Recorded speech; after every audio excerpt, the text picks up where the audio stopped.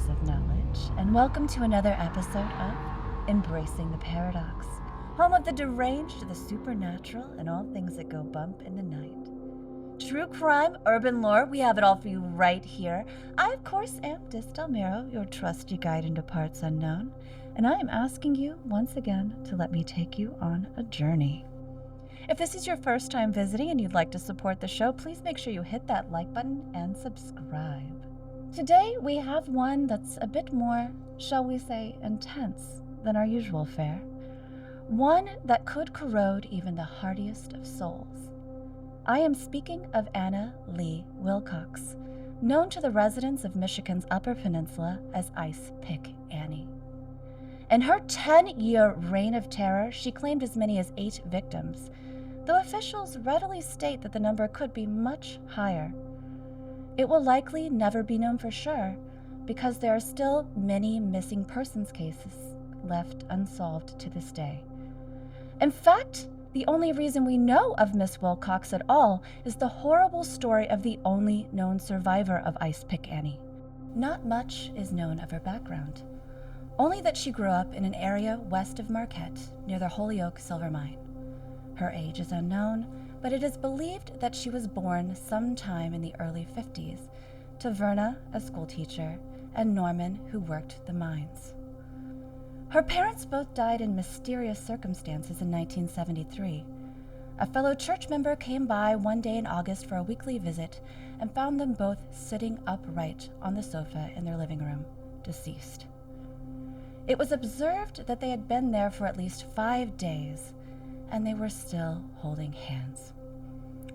As best as a medical examiner could determine, they died from asphyxiation due to carbon monoxide poisoning. It was very odd since the car in the driveway was parked more than 30 feet from the house, and there was no sign that the gas furnace had been used in weeks.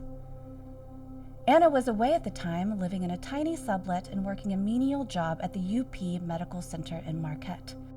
Her alibi may have seemed to be sufficient, but her lack of any sort of emotion upon learning of the death of her parents was still suspicious.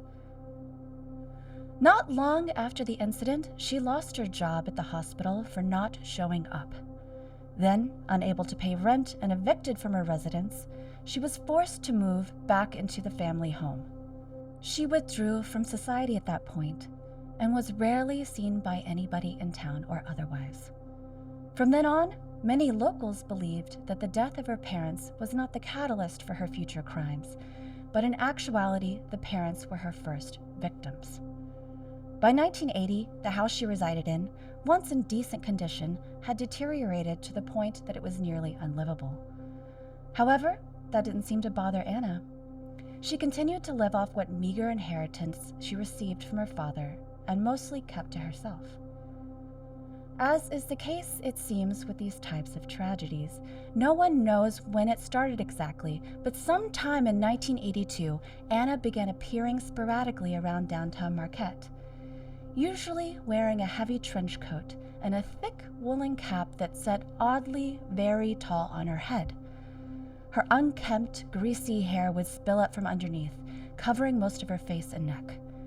If anyone tried to approach her to say hello or whatever, she would hiss at them, baring her yellow teeth, and then spit on the ground. She was apprehended for vagrancy several times and would end up spending the night in the local jail. Each time, upon release, Anna would disappear for months, presumably back to her house, but nobody knows for sure. The mostly harmless cycle would repeat for years. Locals in time tarred her with the unflattering sobriquet, the Hat Lady. Kids would tease her and often play a game of how close can you get to her before she spits, and then run off laughing at her. As time went on, the bullying escalated. Co-eds from the local university would seek her out and haze her relentlessly. Ultimately, it led to actual assault. As one fateful night, a female student who was part of a larger group snuck up on Anna from behind and ripped her stocking cap from her head. It revealed that Anna had a full pickle jar strapped to the top of her head, and the stocking cap was hiding it. It is unclear why she had the jar or what it meant. Anna fell to the ground, weeping. The group encircled her, and some of the male students that were there poured beer all over her. At that point, Anna began convulsing and shrieking.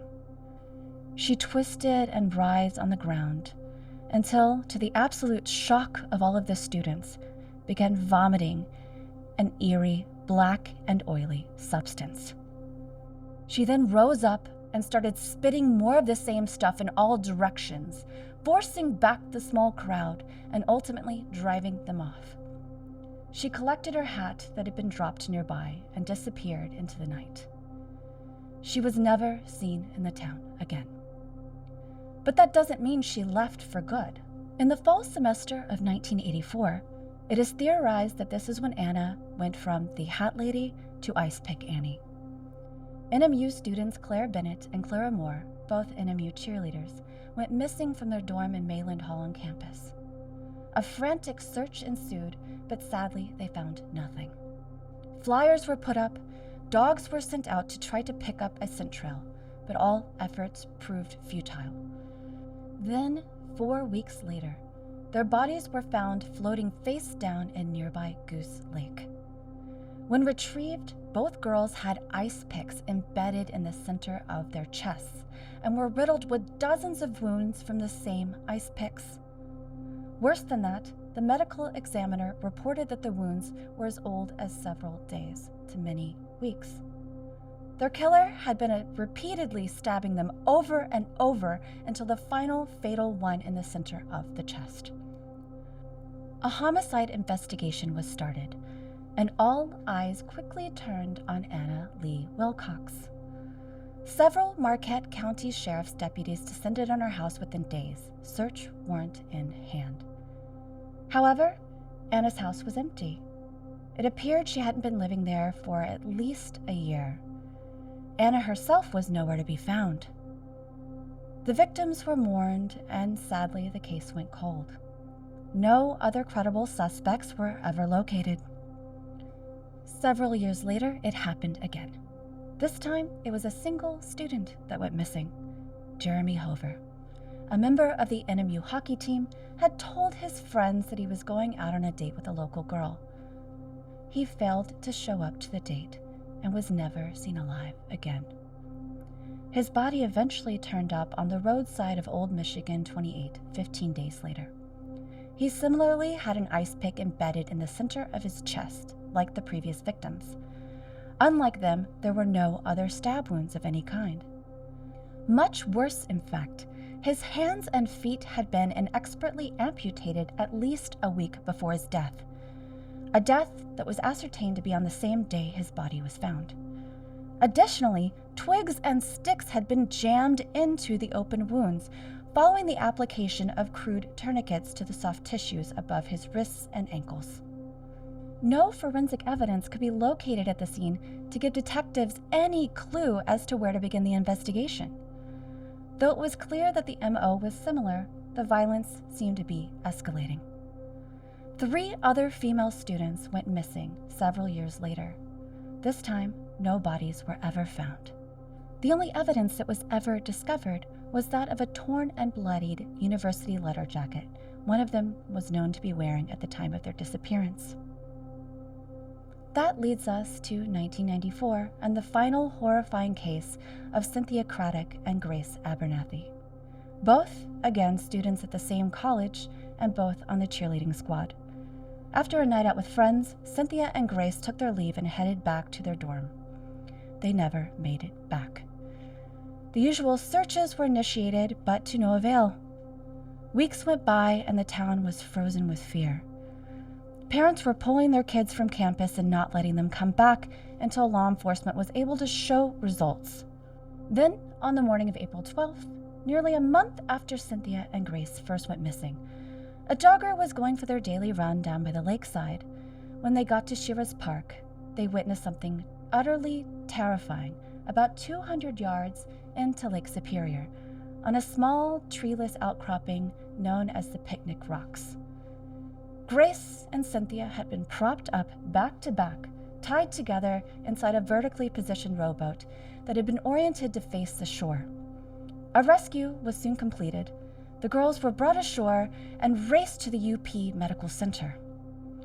Although they were both still alive, their conditions were critical, and soon after arriving at the hospital, Cynthia passed away. Both her and Grace had ice picks lodged in their abdomens this time. Additionally, like the male victim from years before, their hands and feet had been amputated. However, the cuts had been much cleaner and the wounds were carefully stitched over to prevent them from bleeding out. The most ghastly wounds, though, were to the girls' heads. They'd had their eyes, ears, and tongues removed. Then the orifices for all had been stitched shut as well. Despite all of the mutilation, Grace somehow survived, but she could no longer see, hear, talk, use her hands, or walk. Over the following 18 months of rehab, a system of communication was established, and authorities were able to glean just enough information from Grace to track down her assailant and Cynthia's killer. When they found Anna, she had been holed up in an abandoned mine shaft deep in the densest woods of the UP. She had been living there for at least a decade at that point, and the mine shaft was littered with enough evidence to link her to Cynthia and Grace, though there was little there to indicate her motive, save for a diary filled with ramblings about wickedness and how society itself should be scrubbed from the earth. Anna was taken to a psychiatric hospital in Green Bay, Wisconsin, where she was evaluated and held indefinitely. Anna was nonverbal throughout her internment, occasionally grunting or spitting at her doctors and nurses. Friend of the show, Dr. Samuel Loomis, reviewed the case for us and said that Anna's pathology was deep-seated and likely, at least in part, the product of child sexual abuse from both of her parents. Though there was a significant aspect of her psychosis that was wholly her own, specifically the brutality she perpetrated on her victims. Anna Lee Wilcox finally passed away in March of 2021 from complications of COVID. Grace Abernathy lives in Bay City, Michigan with her parents. So what do you think? Was Icepick Annie a victim of abuse or a stone-cold killer intent on punishing a society she deemed unworthy of peace?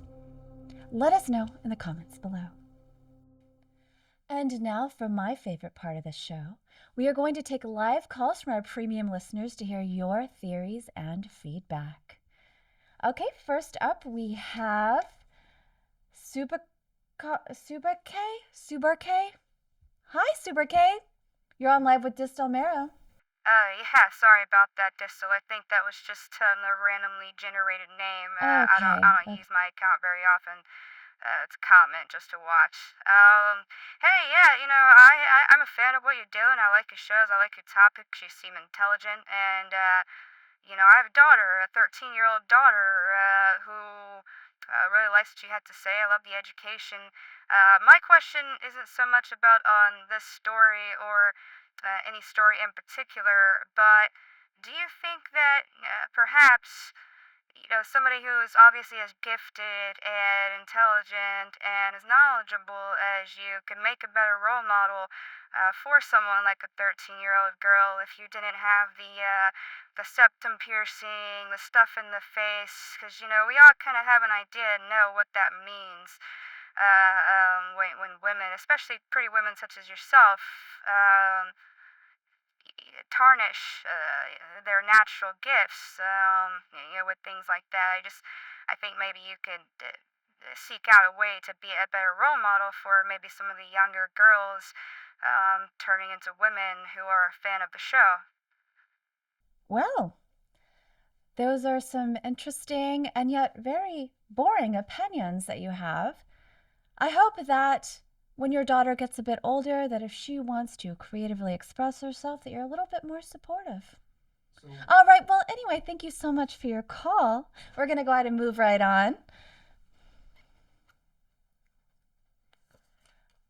Okay, we're going to go ahead and move right on to our next caller, True Grime 666.